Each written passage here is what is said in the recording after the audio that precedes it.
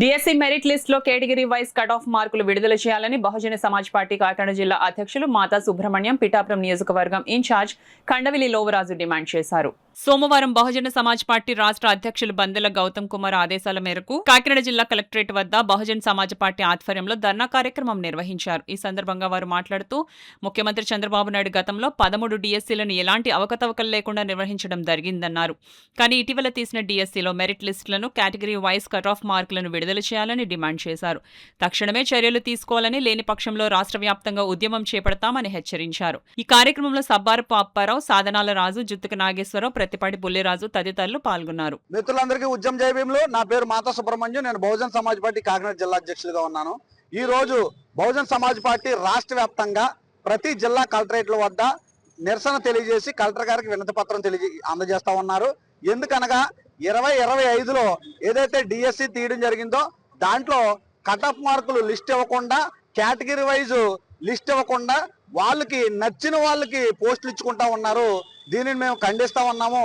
ఏ subject లో ఎన్ని మార్కులు వస్తే ఉద్యోగం ఇస్తారు అనేది సరైన అవగాహన లేకుండా, సరైన మార్కుల లిస్టు రిలీజ్ చేయకుండా మీరు ఎలా భర్తీ చేస్తున్నారని మేము ప్రశ్నిస్తా ఉన్నాము. దీనిపై జరిగిన అవకతవకల్ని ఖచ్చితంగా పర్యవేక్షించాలి, కట్ ఆఫ్ మార్కులు రిలీజ్ చేయాలి, కేటగిరీ వైజ్ లిస్టును కూడా రిలీజ్ చేయాలని మేము తెలియజేస్తా ఉన్నాము.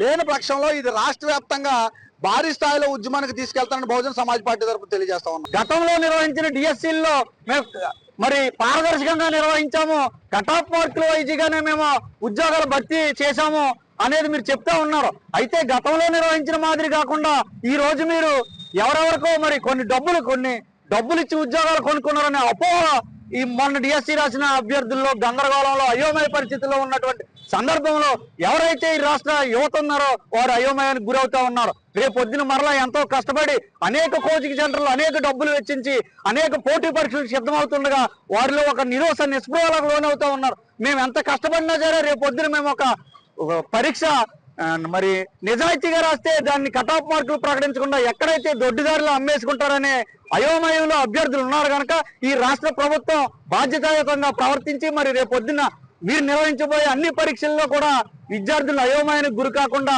మరి ఈ సందేశాలను మీరు ఖచ్చితంగా నివృత్తి చేయాలి. లేని పక్షంలో ఈ ఉద్యమాన్ని ప్రధాన ప్రతిపక్షాలతో కలిసి బహుజన సమాజ్ పార్టీ కూడా మరి భారీ ఎత్తున రాష్ట్రంలో కార్యక్రమాలు చేపడతామని ఈ సందర్భంగా నేను హెచ్చరిస్తా ఉన్నాను.